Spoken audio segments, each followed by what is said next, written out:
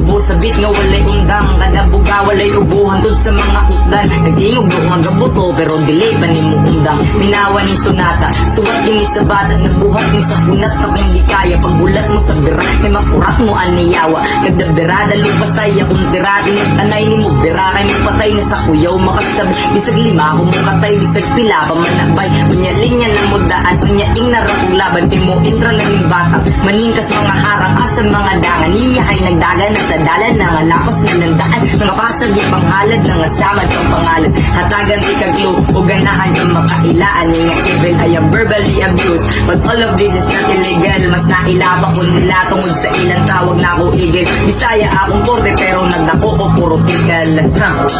Delikado ni og laro ninyog saro dilit makasibog yung tablado. Akong plano nga mas nakasakto ni walay kailog. Karong tuiga, karong tuiga, karong tuiga, karong tuiga, karong tuiga. Kailangan nga pabutoin yung madunggan. Sobra pa ning sa pitpulog, ikaw mabutan. Bisag layo pandagan, dilit ni makusan. Kargado ni nga bata sa kagitan sa pinakausan.